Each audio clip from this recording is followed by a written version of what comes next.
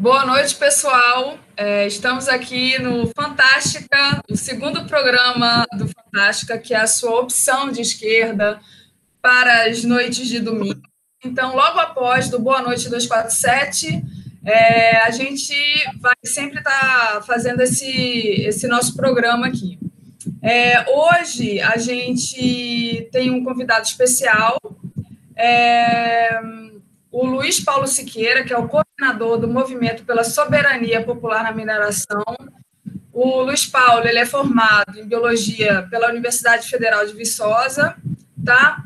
Mas antes de passar a palavra para o Luiz Paulo, eu queria dar os parabéns pelos 39 anos do PT. Então, parabéns, PT, e parabéns ao presidente Lula, que é a pessoa mais importante desse partido, que é o maior partido da América Latina e que é o partido que tirou milhões de pessoas da fome. O Luiz ele faz parte desse movimento, né, que é o Movimento pela Soberania Popular na Mineração. E aí eu queria que o Luiz contasse um pouquinho para a gente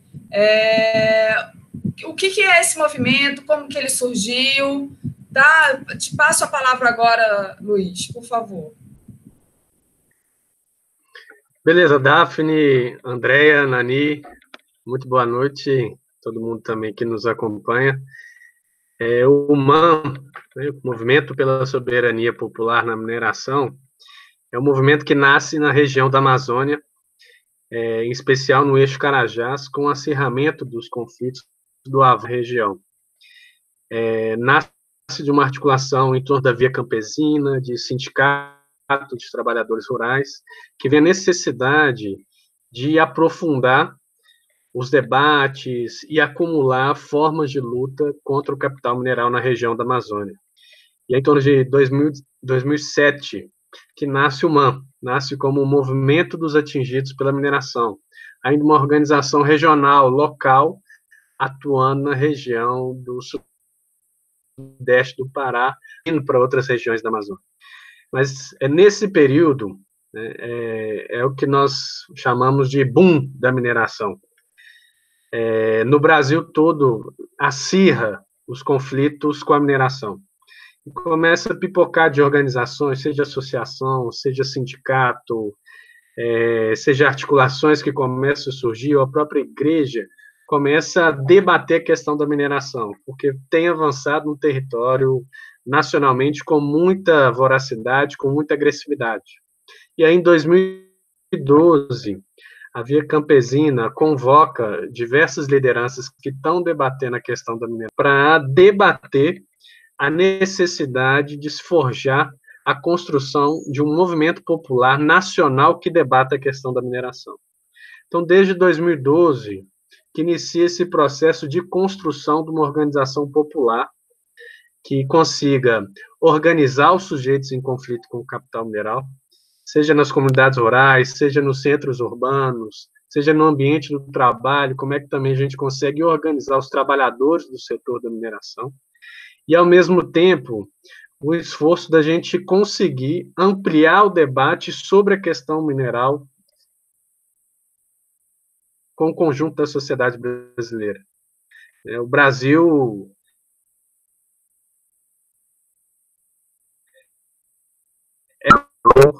a mineração, ela passa significativo na economia nacional, deve ter nossos bens minerais.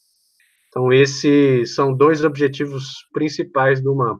Como é que a gente serve como uma ferramenta de organização dos sujeitos em conflito com o capital mineral, mas, ao mesmo tempo, como é que a gente acumula o debate com o conjunto da sociedade, visando a superação desse atual modelo, que não tem nada a oferecer ao Brasil, e a construção de um modelo popular para a mineração, em que nossos minérios estejam a servir brasileiro. Perfeito, obrigada, Luiz Paulo. Eu vou já começar aqui saudando o Rui Simões de Castro. Boa noite, Luiz, já chamando a gente de lindas, muito obrigada. O Alan, a Bárbara Richard é muito amiga nossa, foi a Bárbara que enfim, que deu força para a gente fazer canal no YouTube. Na verdade, foi ela que ensinou a gente a fazer o canal do YouTube. A Bárbara é uma pessoa muito amiga de nós aqui. Ela também é Yara Ipagu. E ela, enfim, tem outros projetos, mas está nesse projeto com a gente aqui também desse canal. Então, boa noite, Bárbara, ou Barbarella, como a gente gosta de chamá-la. A Regina, boa noite, Regina.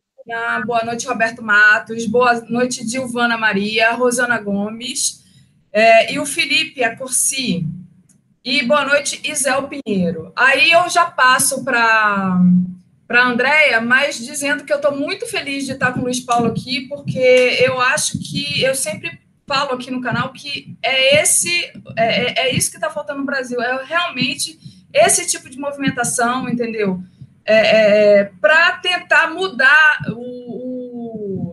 essa lógica de poder que a gente vive, né? Então, eu passo a palavra para a Andréia fazer a pergunta dela e é isso. Boa noite, Andréia.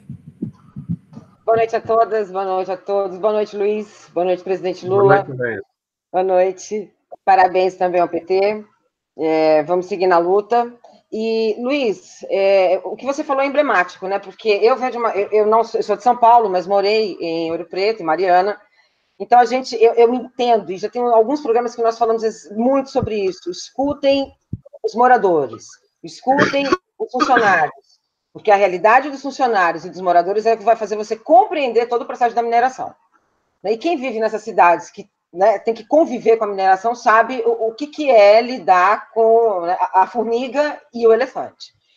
Então, quando você fala desse novo modelo, vocês falam em repensar toda uma forma da sociedade também verificar e modificar até o modelo de mineração, não é isso? E aí eu quero depois, a partir disso, que você me fale. Repensando isso, porque um ponto que está claro é que, desde o acidente de 2007, depois você teve o acidente de Itabirito, em 2014, depois você teve... Acidente não, né? O crime. Uhum. Depois o Fundão, 2015, né? Bento Rodrigues e Mariana. E agora, o de 2019. Uma coisa a gente já sabe. O ônus é para o povo. O ônus é para a sociedade, o ônus é para o meio ambiente e o ônus é para o Estado. Porque na semana passada, o que você via a imprensa era toda hora tentar não responsabilizar a Vale e tentar mostrar que o Estado não fiscalizou, mas quando você sabe que, na verdade, o Estado não fiscaliza, porque você tem uma força ali muito grande, inclusive nas agências, que tem uma ligação direta com a mineração, inclusive a fiscalização, né? Porque eles mesmos escolhem a autarquia, a auditoria, não é? Então, quando vocês falam nesse novo modelo, conta pra gente. Então, o que vocês levantam como uma alternativa?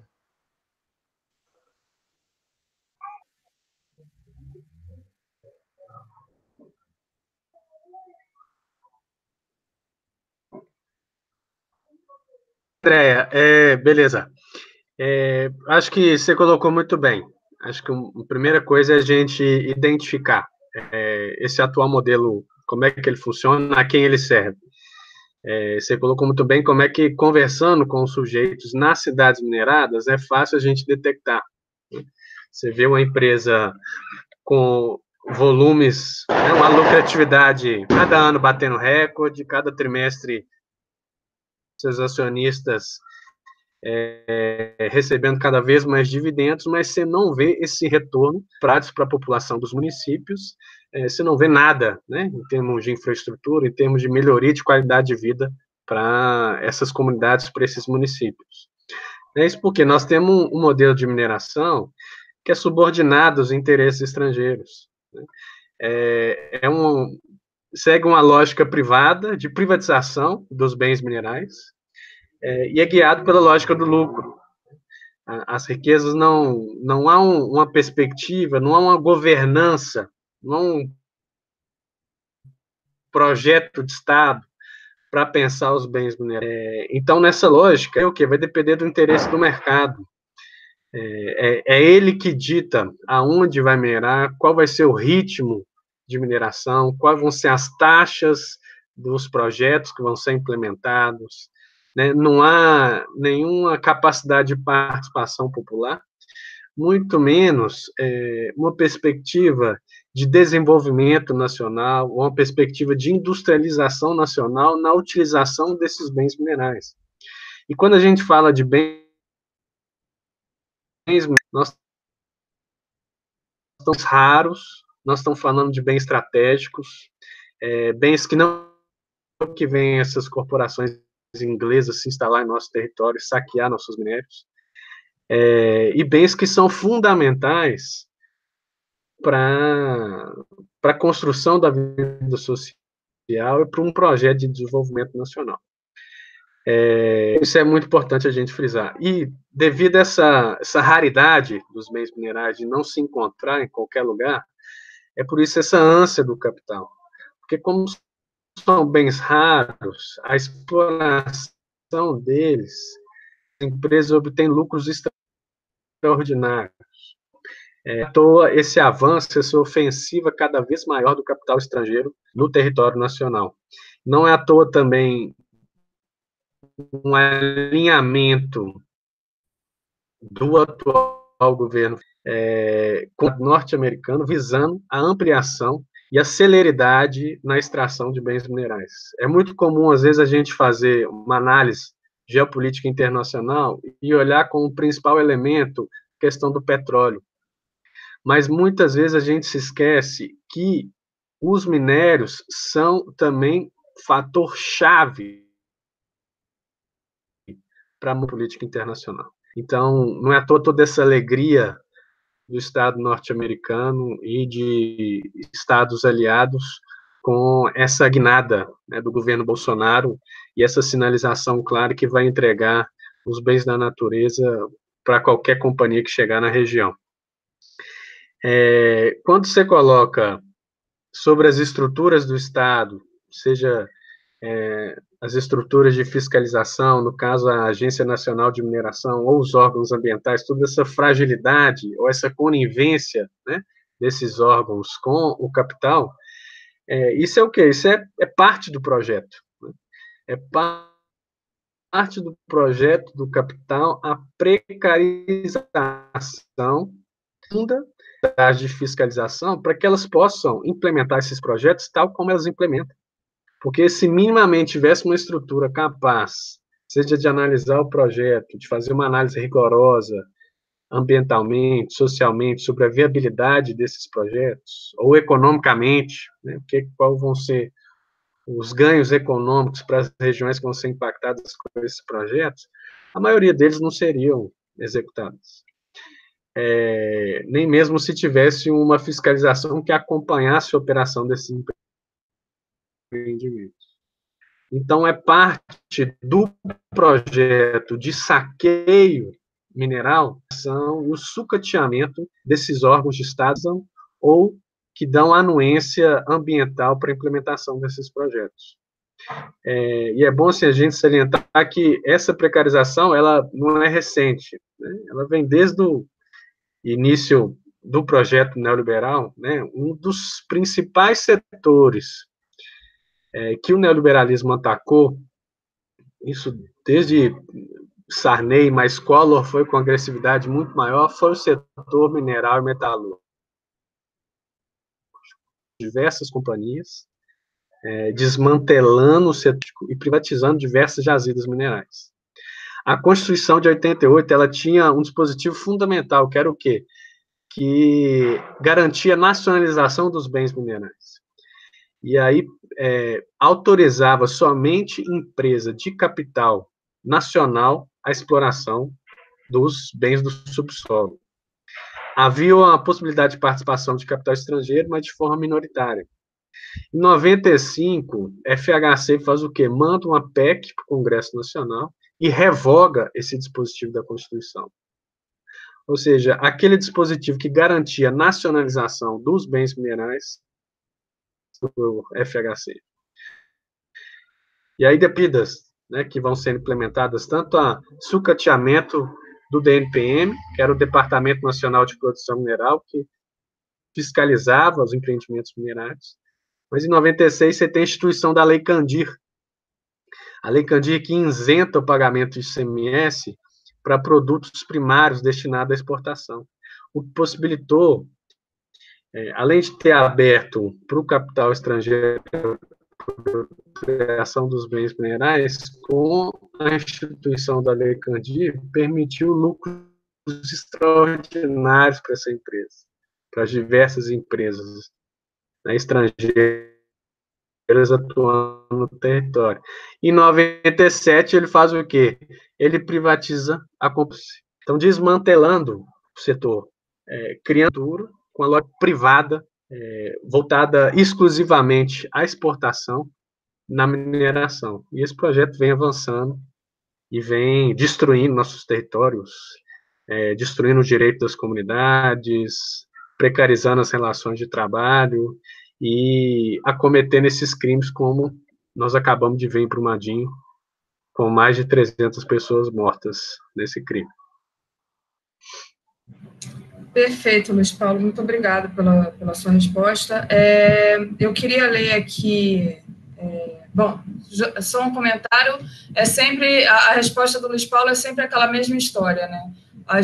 O Brasil sendo explorado pelo capital estrangeiro e os brasileiros deixando isso acontecer, e eu acho que é esse o caminho mesmo, é uma organização dos próprios brasileiros para tentar impedir isso, enfim, desde lá do Fernando Henrique, que privatizou e deixou que isso acontecesse. Mas eu queria ler aqui o comentário da Gilvana Maria Zabendo Pinto. Perdi minha mãe semana passada, dor sem fim, em seus sábios 80 anos, sempre defendendo o PT e sua política de inclusão social, apaixonada pela grandeza e generosidade do nosso Lula. Então, assim, meus pêsames, Gilvana, mais uma baixa aí para a esquerda do Brasil. E, enfim.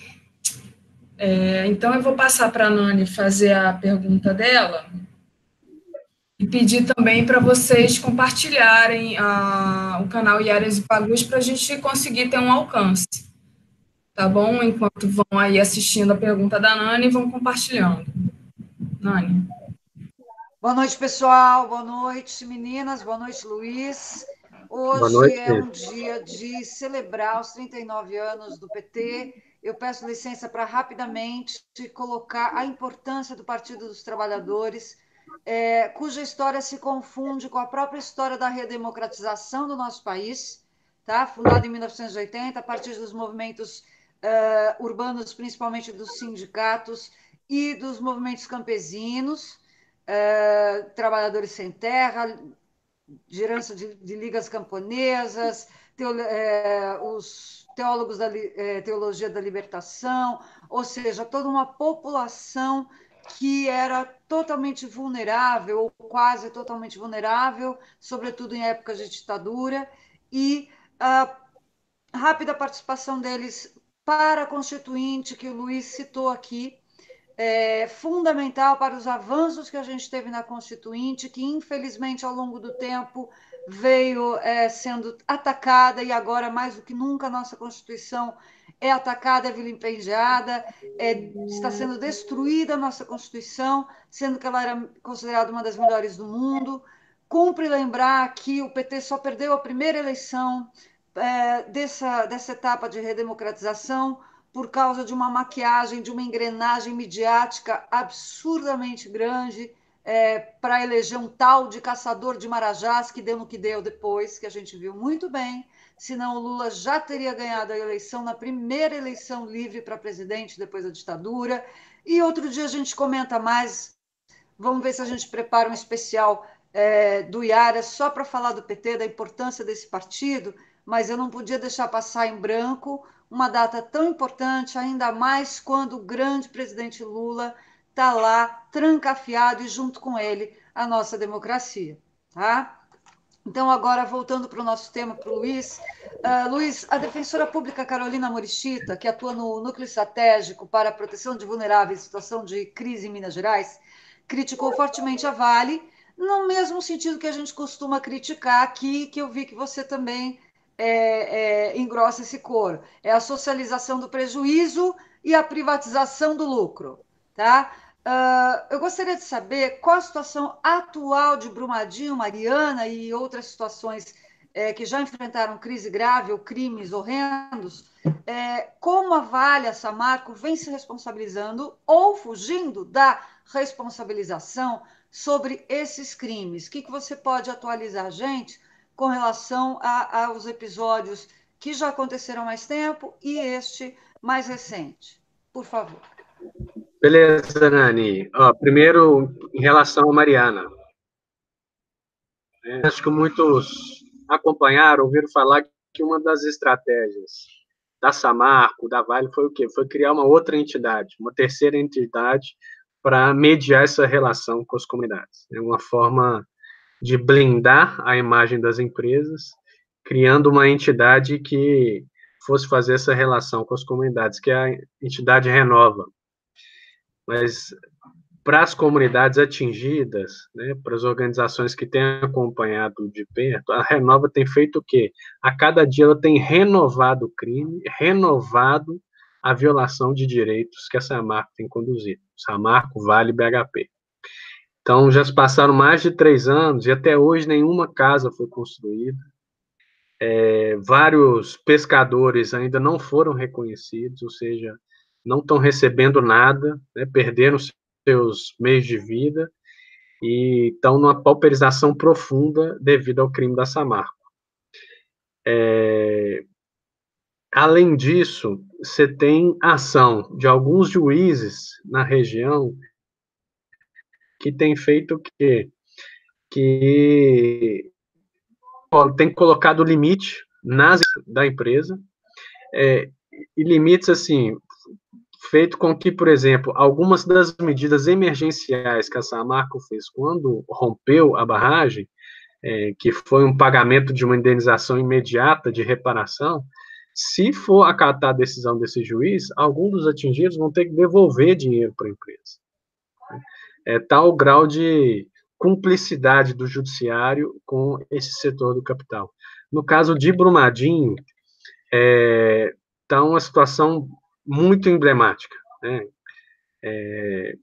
O povo ainda está muito em choque, né, com a situação, mas já está começando a se organizar, a mobilizar para exigir as reparações imediatas que a Vale tem que conceder. Teve uma reunião recente em que foi feito um acordo com o Ministério Público, a Vale, junto com a Vale, para estipular quais seriam os valores de indenização, dependendo de acordo com o grau dos atingidos. Foi feito esse acordo numa reunião. Na hora de dialogar com a comunidade, a Vale se negou a fechar esse acordo e os valores de indenização, dizendo que as pessoas que estavam ali não tinham poder para estar fechando esses valores.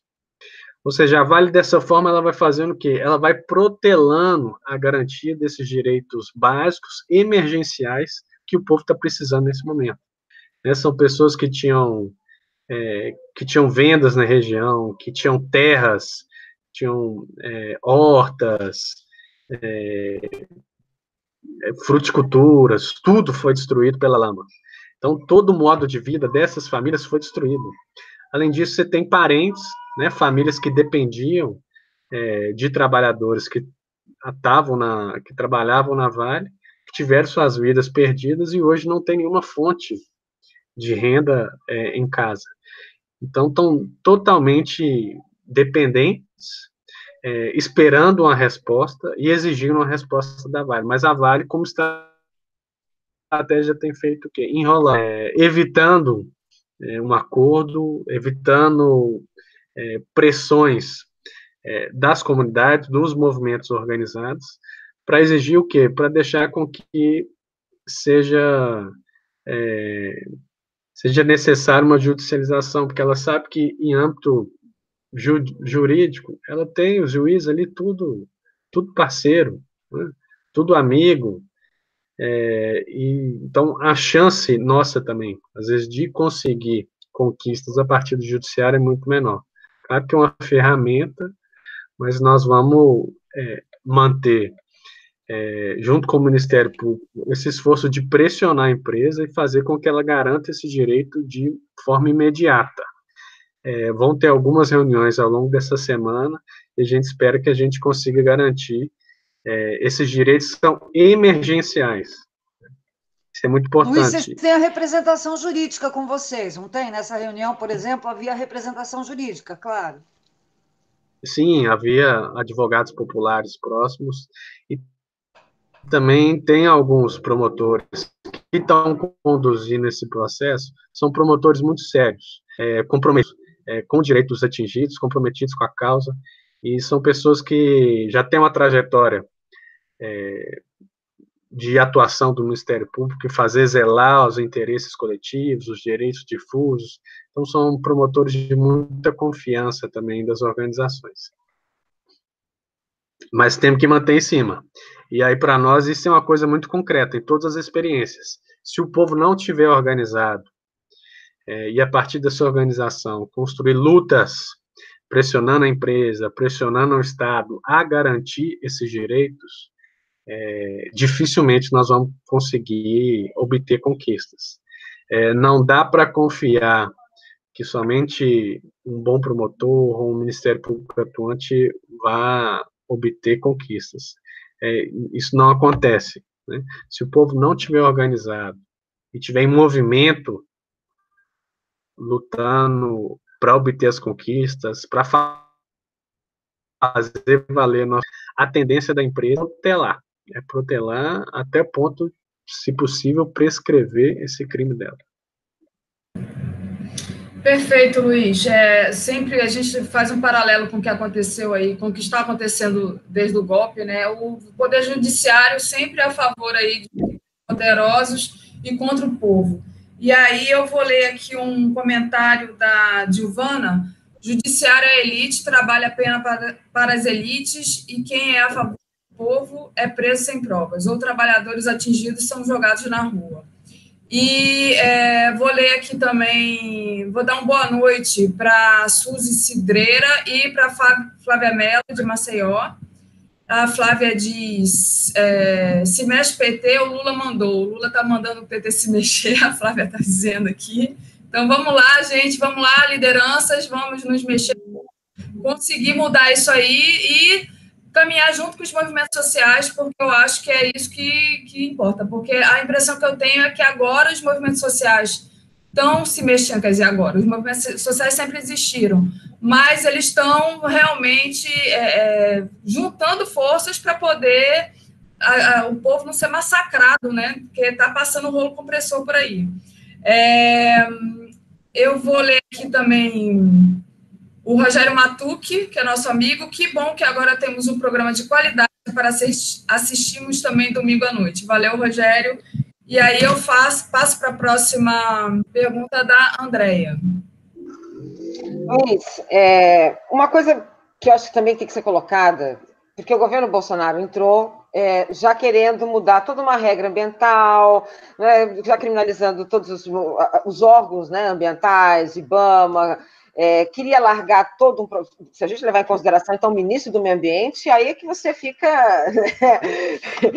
aí é um caos, é uma pá de caos, né? Porque acabou. Porque o cara aqui fez, aqui em São Paulo, o que ele fez aqui foi liberar a floresta, então a intenção é nefasta. Uhum. E a gente sabe também que, por outro lado, tem esse judiciário porque não existe, né? Para você ter um modelo que, de alguma forma, esses caras... A fiscalização não chega ao final, é porque em algum momento ela é parada. E se ela é parada por órgãos que regulam, enfim, ou então algum órgão de cunho jurídico. Meu ponto agora é Barão de Cocais, Congonhas do Campo, Ouro Preto, essas cidades, porque são cidades que a gente sabe que o risco é alto. O risco é eminente, né? E aí, eu sou professora de história, eu vou puxar para tamanha responsabilidade que é perder, para além, gente, por favor, né, levando em consideração que você perde vida, você perde meio ambiente, mas você perde também, em Ouro Preto e Mariana, um patrimônio. E que também, é passado como se fosse, né, porque eu estudei em Ouro Preto na época da Alcan, na década de 90, E um dia eu até comentei que a minha memória afetiva de Ouro Preto, porque o cheiro da Alcan era tão forte, que era quando eu sentia o cheiro da Alcan, eu sabia que eu estava chegando em Ouro Preto.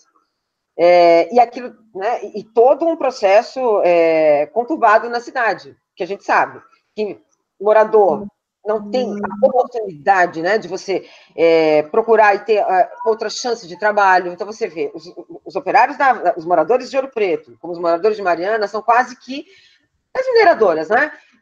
São quase que complicados, né? É uma situação quase que um destino cair e trabalhar nas mineradoras. E hoje você tem um crime que é trabalhista, que ele é de cunho trabalhista, ele é visto como um desastre ambiental, né? Você não vê nenhuma prática por parte do Estado em responsabilizar uma empresa privada no momento que eles estão querendo agora entrar no processo de privatização. E, para piorar, você tem essas questões básicas que são Congonhas do Campo, Barões de Cocais e Ouro Preto, que pode acontecer. Qual é o papel do MAN agora nesse momento? Por favor.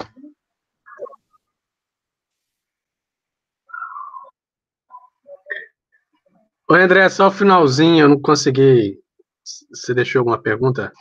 Agora, não consegui escutar, assim, pensando nisso, né, todo esse problema relacionado à privatização, né, um processo de privatização que, inclusive, vai passar, né, porque a justificativa agora de a gente querer, inclusive, reestatizar a Vale, eu acho que tem que ser uma grande bandeira, sobretudo no momento que eles estão querendo privatizar, vai entrar no processo de privatização, um processo ferrenho no governo Bolsonaro. E como que você vê um paralelo a isso, sabendo que a gente não vai resolver as questões de Bento Rodrigues, que a gente não vai resolver as questões de Brumadinho, possíveis outras barragens que vão se romper. Então, como que é a atuação do MAN nessa comunidades que estão agora vivendo com essa possibilidade de um rompimento e mais, juridicamente, o que pensar por conta de atividades enquanto manifestação mesmo, para a gente levantar essa bandeira da privatização enquanto um problema, né? André, primeiro ponto, acho que você coloca essa questão do governo Bolsonaro, é isso, né? O acirramento de um programa de entrega generalizada dos bens da natureza no território nacional. E a mineração entra como um dos setores estratégicos, do ponto de vista do capital, e de interesse do governo de abrir qualquer tipo de entrave para o avanço. Então, já algumas medidas. Né? Acho que, primeiro, como você colocou, a própria nomeação do Ricardo Salles, né? Que é uma pessoa que já tem uma trajetória de promiscuidade com o capital, de atuação em âmbito executivo, de flexibilizar direitos, de flexibilizar garantias constitucionais para o avanço do capital, né? Inclusive para a mineração, né? Tem um caso emblemático, quase ele não tomou posse por causa disso, que ele diminuiu uma área de uma unidade de conservação para permitir que mineradoras pudessem atuar na região. Associado a isso, você tem um avanço contra territórios que hoje são livres de mineração, por exemplo, os territórios indígenas, os territórios tradicionais, né, de comunidades quilombolas, comunidades ribeirinhas. Então, um avanço claro contra a demarcação desses territórios para o avanço do capital, seja para o agronegócio, seja para a mineração. Um outro espaço também chave é o que? São as unidades de conservação. Muitas das unidades de conservação, por proteger áreas, né, de relevância, né, de importância, seja ambiental, geológica, geográfica, paisagística, espeleológica, muitas delas abrigam jazidas minerais riquíssimas. Então, já há alguns projetos no Congresso Nacional que permitem a exploração mineral em áreas de unidade de conservação. E isso, o próprio governo também já deixou claro que é interesse dele fazer isso. Associado a isso, você tem também a titulação privada de áreas de reforma agrária. o que vai permitir que em áreas de assentamento você possa vender os títulos, né, você possa privatizar as áreas de assentamento, permitindo com que o capital avance nessas regiões. E aí tem um exemplo emblemático, por exemplo, no Mato Grosso, que é o assentamento do MST, chama Roseli Nunes, onde encontraram uma jazida de minério de ferro riquíssimo. Não só ferro, mas níquel, manganês e outros minerais. Tem empresas atuando na região, movimentando, conversando com os assentados, conversando com as comunidades ao redor, e é um assentamento que tem alta produção de leite, de fruticultura, de hortaliças, e alimenta as cidades ali na região. Então, pode colocar em risco a segurança alimentar daquela região e todo o acúmulo, né, que os agricultores tiveram. Quando você coloca assim, essa questão das inúmeras barragens que nós temos a nível nacional, mas fazer um recorte para Minas Gerais, você tem cerca de 450 barragens de rejeitos de minérios, de diversos minerais, seja de ouro, de nióbio, de bauxita, de urânio, de ferro, de manganês, entre outros. Dessas, você tem 27, isso o estadual identificou, 27 que estão em habilidade.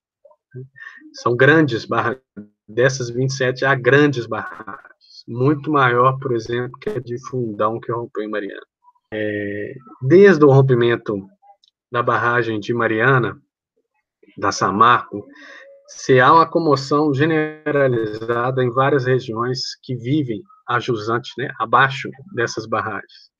Então, assim, famílias que não conseguem mais dormir, pessoas que estão em depressão, que estão com crise de ansiedade, jovens que estão com diversos problemas, com fragilidade na saúde mental, com diversos problemas psicológicos. Então, você tem um transtorno enorme na vida dessas pessoas, seja mentalmente, mas passa também por problemas físicos, decorrentes desses problemas psicológicos. Esse drama, né, o tempo todo, qualquer barulho que escuta, acha que pode ser um rompimento, não consegue dormir direito. Então, como é que o MAN atua? Por exemplo, citar o caso aqui da região de Conceição do Mato Dentro. Tem um grande empreendimento, e da Anglo América, uma multinacional, tem uma mina de minério de ferro. Era um projeto que inicialmente era do Ike Batista, da MMX, chegou na região de forma muito agressiva, desapropriando comunidades, violando direitos das comunidades, e hoje tem um grande projeto da Anglo América. A cava está no processo de expansão, vai ter cerca de 15 quilômetros de extensão, a área da cava dela. E a barragem vai chegar a um volume de 370 milhões de metros cúbicos. A de Brumadinho, que rompeu, teve 13 milhões. Você vai ter uma barragem aqui de 370. 7 vezes maior que a de Fundão, que rompeu em Mariana da Samarco. E aí você tem várias comunidades abaixo da barragem que já há muito tempo reivindicam o direito ao reassentamento, porque não viver debaixo da barragem. A fale que é outro tipo de procedimento da barragem, não é uma barragem a montante, a barragem é construída jusante e que todos os parâmetros de segurança estão estáveis. Isso não dá garantia às comunidades. Primeiro que não há garantia concreta. Por exemplo, se a gente pegar em 2015 a barragem da Herculano que rompeu, em 2014 você tinha um laudo técnico falando que ela estava estável. A de Fundão, de Mariana, tinha um laudo técnico falando que ela estava estável. A de Brumadinho falava que ela estava estável, claro que dava algumas recomendações, mas assegurava a segurança da barragem. Então, mesmo esses parâmetros já existentes não dão garantias de que essas estruturas estão seguras. Mas a questão é que o povo não quer morar debaixo da barragem de rejeitos e reivindica, então, reassentamento. reassentamentos coletivos, e a empresa tenta minar esse direito, essa reivindicação das comunidades, fazendo o quê? Procurando as pessoas individualmente e oferecendo um plano de negociação individual. Só que nesse plano de negociação, você tem de direitos das comunidades, ação adequada à propriedade do povo. Ali, assim que é difícil das relações sociais ali, né, comunitárias, familiares, que vão ser rompidas por causa desse projeto da empresa. E isso, no plano da empresa, ela não coloca em questão. Ela não coloca em questão os anos que demoraram para a goiabeira chegar ao ponto que chegou, para a senhora só esticar o braço da janela e conseguir pegar a goiaba, né?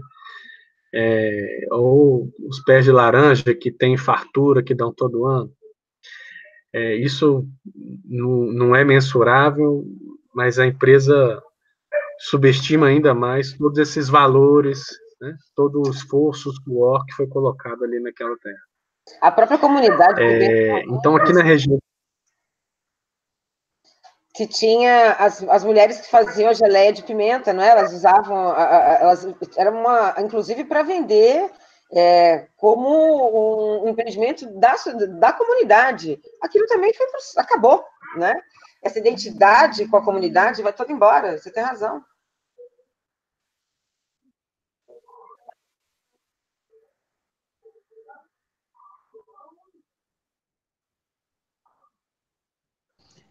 Que foi destruído, né? Você tem toda a renda, todos aqueles modos de vida são destruídos, né? Por essa lógica destrutiva do capital que coloca o lucro acima da vida. E a inconcessão do mato dentro é emblemático, por quê? Porque a empresa não quer garantir esses direitos.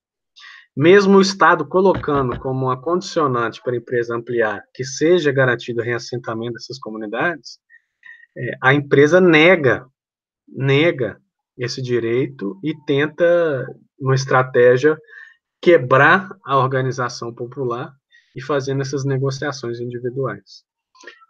Na segunda-feira amanhã vai ter, então nós estamos organizando o povo para ir para cima, vai estar a prefeitura, vai estar a Câmara, vai estar o Ministério Público, vai estar a empresa, vai estar o Estado, para que a empresa pare de enrolar e garanta o reassentamento a essas comunidades. E pare com esse processo de negociação individual que vai negando e diminuindo as garantias que o povo tem que ter. Em Barão de Cocais, nós temos atuado lá também, desde que teve esse alarde, né, a sirene tocou, foram mais de 300 famílias que foram desalojadas, com risco do rompimento da barragem. O fórum, ele suspendeu as atividades, a juíza falou, né, eu não vou ficar aqui em atividade com risco desse negócio romper, então suspendeu as atividades do fórum. E o mesmo deveria ser feito para as escolas, hospitais, né, e qualquer tipo de estrutura. Porque se romper, a cidade vai ficar 5 metros abaixo. Mas o que a Vale fez de forma absurda? Ela fez uma reunião com a Defesa Civil, nós conseguimos entrar nessa reunião, e praticamente a Vale dando ordem à Defesa Civil, falando, vocês vão responder dessa forma, se te perguntarem qualquer coisa, vocês vão falar para as famílias que elas não precisam de movimento popular, não precisa de sindicato, não precisa nada, que vocês, enquanto Defesa Civil, vão controlar todo o processo. E na reunião, ia ter uma reunião depois, a empresa proibiu os movimentos populares de entrar, fez uma reunião fechada com as comunidades, e muitas famílias depois falaram, não posso falar o que foi dito na reunião. Então, nós temos feito um trabalho na região, mas temos claro que a estratégia da Vale, em todas as regiões onde ela atua, é de minar a organização popular, seja das comunidades impactadas com seus projetos, e é de forma militarizada, a Vale militarizada. Nós temos informações também que, em parceria com o governo, tem tentado colocar alguns infiltrados na organização dos atingidos em Brumadinho, mas a Vale historicamente, já utiliza da prática de espionagem aos movimentos populares, à igreja, ao próprio governo, para acompanhar qualquer ameaça aos seus projetos. E isso não é exclusividade da Vale, isso é uma característica do modo de operar do capital mineral no Brasil e na América Latina. É uma forma de operar muito militarizada, seja nos territórios, mas estrategicamente como é que ela implementa seus projetos. Não é à toa, por exemplo, a coação também de organização dos trabalhadores do setor da mineração. Hoje são raros os sindicatos trabalhadores da mineração que usam um trabalho com seriedade, comprometidos a garantir os direitos dos trabalhadores e vão fazer luta frente ao interesse corporativo. Isso porque a empresa, a Vale em especial, persegue qualquer trabalhador, qualquer grupo de trabalhadores que ousam se organizar para fazer valer seus direitos. Mas o que nós temos feito é isso. Nessas regiões, né, onde o povo se dispõe a se organizar, o MAN, ele nasce com esse intuito, é uma ferramenta criada com esse objetivo, uma ferramenta coletiva onde o povo se organiza para ter força para fazer frente aos interesses do capital mineral. Então, nós temos feito isso em várias regiões onde nós já atuamos. O pessoal está ainda mais aflito, mais indignado, mais disposto a fazer luta. E em várias outras diversas regiões, nós estamos sendo convocados também a contribuir nesse processo de solidariedade, de ajuda e fortalecimento da organização do povo, ter seus direitos frente ao interesse dessas mineradoras. Porque se deixar por conta delas, é tirar o minério para fazer dinheiro, dando as consequências. Perfeito, Luiz. É sempre essa lógica mesmo do capital, né? Que o lucro acima de tudo, acima da vida, acima de tudo que está lá antes, que são as vidas humanas, os animais, o meio ambiente, vai passando o rodo em todo mundo. E, nesse sentido, eu queria ler aqui uns comentários. Boa noite, Daniela Araújo. Boa noite, Luciana Escobar. A Luciana fala, não podemos deixar mais que esses crimes caiam no esquecimento.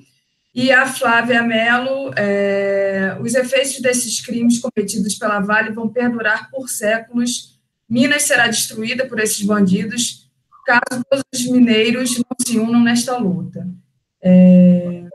E a Lenise está falando, gente, está ficando muito difícil assistir tudo isso. Estou sem saber o que faço. Fico alheio a tudo isso e deixo de chorar ou assisto aos programas e leio as matérias e me entristeço cada dia mais.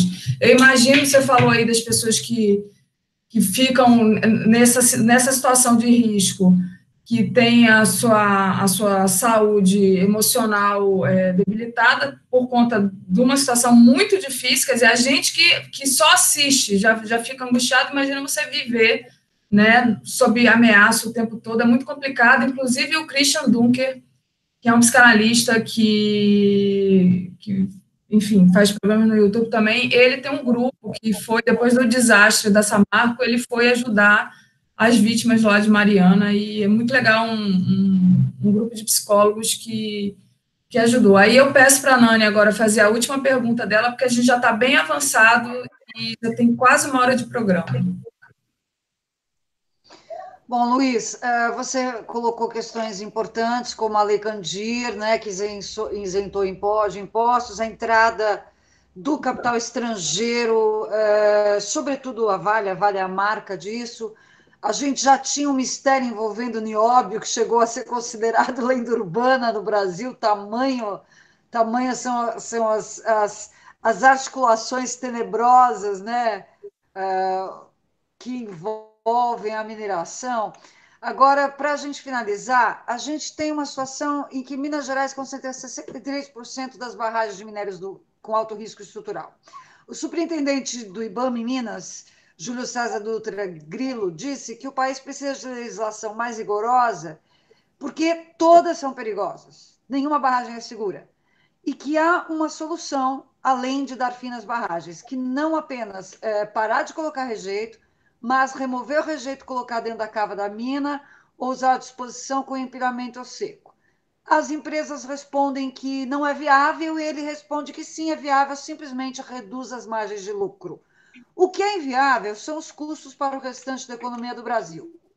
Ele fala que a mais perigosa, na verdade, é a de rejeito de ouro em Paracatu, que tem 475 milhões de metros cúbicos de rejeito com arsênio, cianeto e mercúrio. Só para a gente comparar, Fundão tinha 43, 10 vezes menos. Brumadinho, cerca de 12 milhões. Ele diz que se essa romper, acaba com o Rio São Francisco no mínimo por um século, que vai matar a vida até a foz. Diante deste panorama tétrico, eu pergunto para você, finalmente, como que a questão da mineração predatória e responsável é tratada internacionalmente? Isso acontece lá fora, ou principalmente, como eles têm visto esse nosso drama, essa nossa tragédia, e o que a gente pode fazer, aproveitando a pergunta da Flávia, o que a gente pode, que não está em Minas e fica desesperado com o que está acontecendo e com o risco de novas tragédias acontecerem, novos crimes, o que a gente pode fazer para ajudar? Então, a questão internacional e como a gente pode, de longe, ajudar vocês de alguma forma. Muito bem.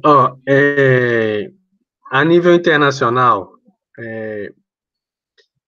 em relação, por exemplo, agora a questão de Brumadinho, teve grande, assim como na época do rompimento da barragem da Samarco. Na verdade, eu acredito que a barragem da Samarco teve uma repercussão internacional ainda maior.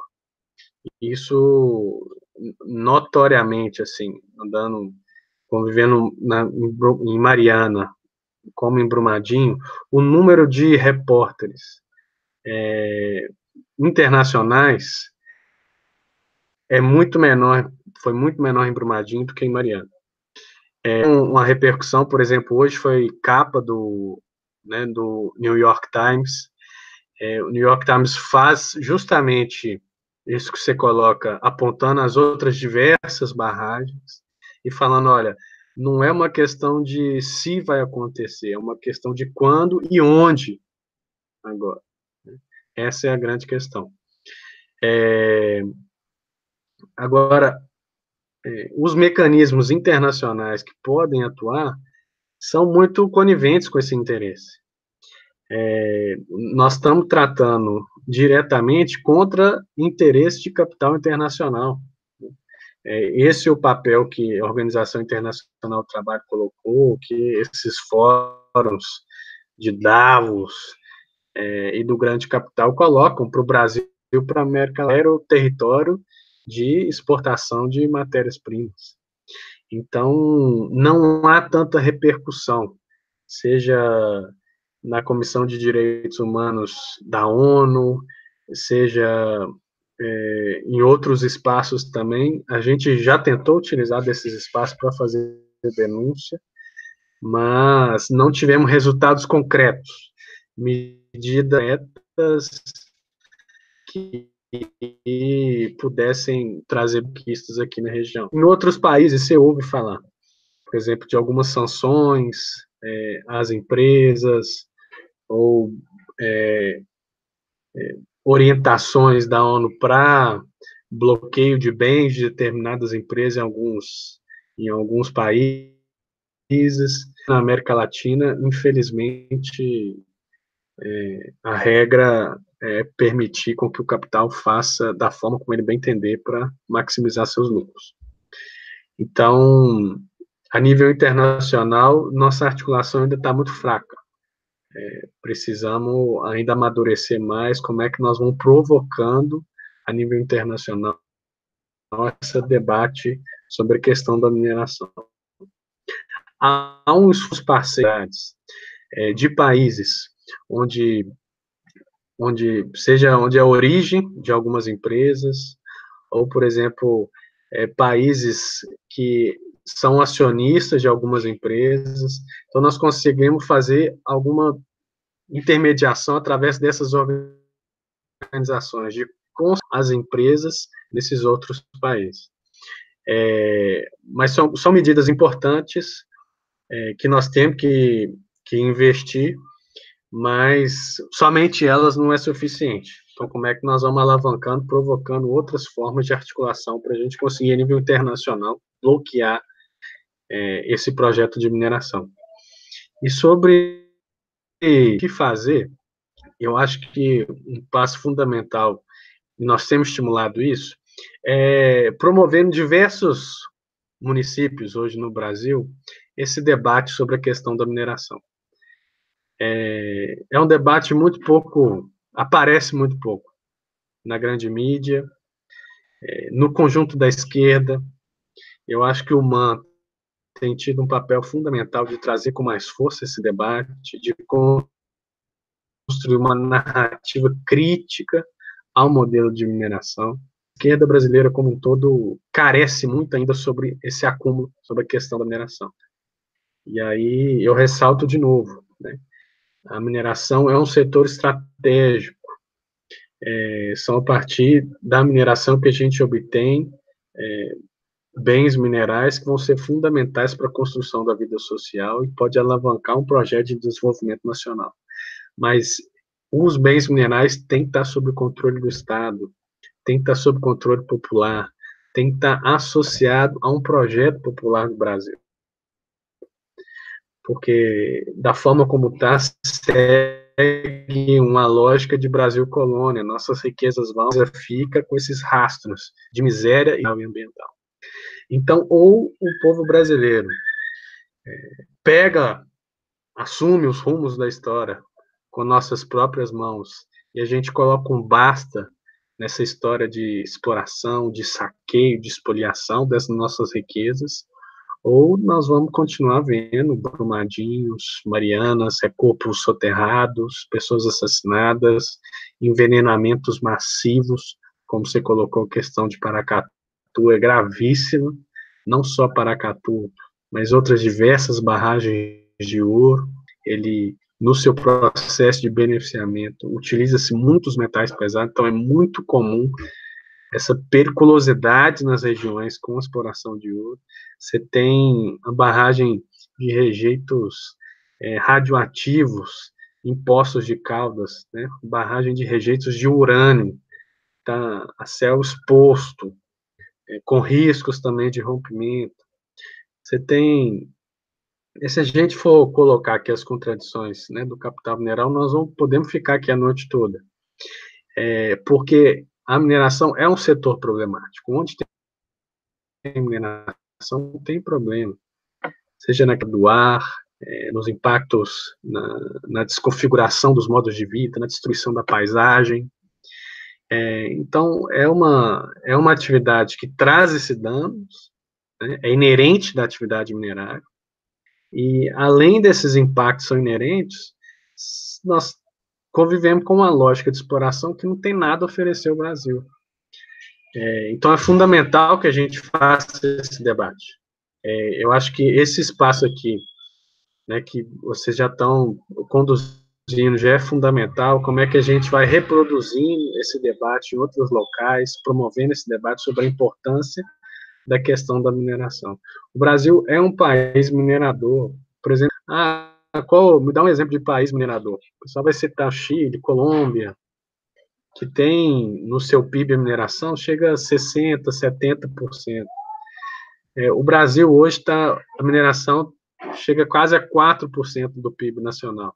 Mas se a gente pegar em termos de volume de produção mineral no Brasil, supera todos os países da América Latina. O Brasil é o segundo país que mais minera no mundo, só perde para a Austrália. E ainda assim, a gente não coloca a mineração na nossa pauta como uma agenda estratégica de disputa dos movimentos populares, do conjunto da sociedade brasileira contra os interesses imperialistas e do grande capital de saqueio dos nossos bens. Então, acho que esse é como é que nós vamos debater, acho que é abrir espaços para isso, e a gente se organizar. Não se organizar somente para essa questão específica da mineração, mas ela está associada com o projeto de país. Então, se o povo não se organizar para lutar pelo fortalecimento da democracia, para lutar contra desse projeto neoliberal, privatizante, pelo governo Bolsonaro e por vários governos estaduais. Se a gente não se organizar, fazer frente a esses projetos, não vai abrir perspectiva de mudança, de transformação social para nós. Então, acho que esse é fundamental. E com a mineração, a gente consegue dialogar com diversos setores mais nacionalistas, que primam minimamente pela democracia. Você colocou essa questão do nióbio, né? Isso é muito sério. O Brasil, ele detém quase o monopólio do nióbio. É um mineral estratégico, mas está controlada por capital chinês, norte-americano. E assim, se a gente, de outros diversos minerais, nenhum está sob controle do povo brasileiro, do Estado. Todos foram desmantelados. Apesar do Brasil ter um monopólio, ele não ganha praticamente nada com o nióbio, né? Nada. Praticamente nada.